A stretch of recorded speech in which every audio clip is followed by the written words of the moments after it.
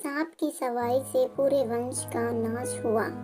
सालों पहले वरुण पर्वत के पास एक राज्य बसा हुआ था। उस राज्य में एक बड़ा सा सांप मंदविष भी रहता था। बूढ़ा होने की वजह से वह आसानी से अपना शिकार ढूंढ नहीं पाता था। एक दिन उसने तरकीब सोची।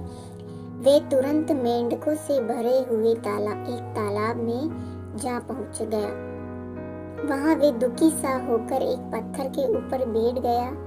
तभी पास के पत्थर पर बैठे एक मेंढक ने उसे पूछा, चाचा क्या बात है, आज आप अपने खाने की तलाश नहीं कर रहे हैं? अपने लिए भोजन नहीं जुटाएंगे क्या? इतना सुनते ही सांप ने रोनी सी सूरत बनाकर अपनी सारी कहानी सुनाई। सांप ने कहा, मैं आज भोजन की तलाश में किसी मेंढक के पीछे पीछे जा रहा था। अचानक से मेंढक ब्राह्मणों के झुंड में जाकर छिप गया। मेंढक को भोजन बनाने के चक्कर में मैंने गलती से एक ब्राह्मण की बेटी को काट दिया, जिससे उसकी मौत हो गई। इससे नाराज होकर ब्राह्मण ने मुझे श्राप दे दिया। उन्होंने मुझे श्राप देते हुए कहा कि तुझे अपना पेट भरने के लिए मेंढकों की सवारी बनना पड़ेगा। इसी वजह से मैं इस तालाब के पास आया हूँ। ये बात सुनते ही वे मेंढक तुरंत तालाब के अंदर गया और अपने राजा को सारी बातें बताई। राजा कहानी सुनकर हैरान हुआ। पहले तो उसे बिल्कुल भी यकीन नहीं हुआ, लेकिन कुछ देर सोच विचार करने के बाद मेंढक के राजा जलपाक तालाब से बाहर निकलकर एकदम कूदते हुए सांप के फन पर जाकर बैठ गया। राजा को ऐसा करते हुए देख अन्य मेंढक भी ऐसा करने लगे। सांप समझ गया था कि मेंढक अभी मेरी परीक्षा ले रहे हैं।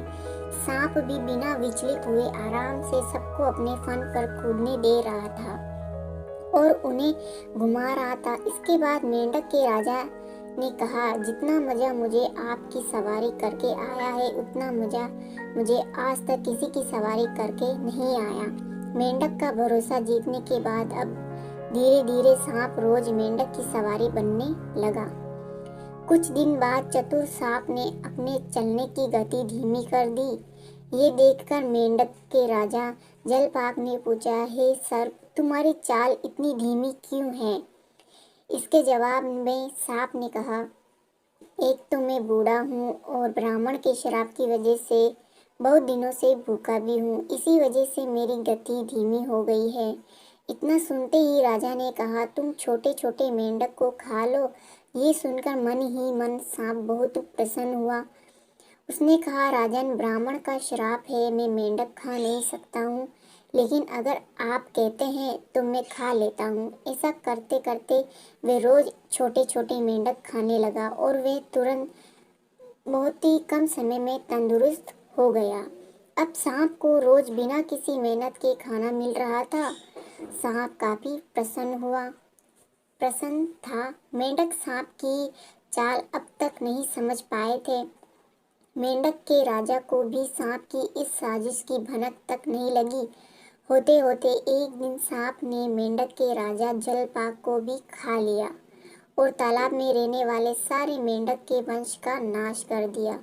तो दोस्तों, इस कहानी से हमें ये सीख मिलती है कि किसी भी शत्रु की बात का जल्दी से भरोसा नहीं करना चाहिए, जिससे खुद की और अपने लोगों की हानि होना निश्चित है।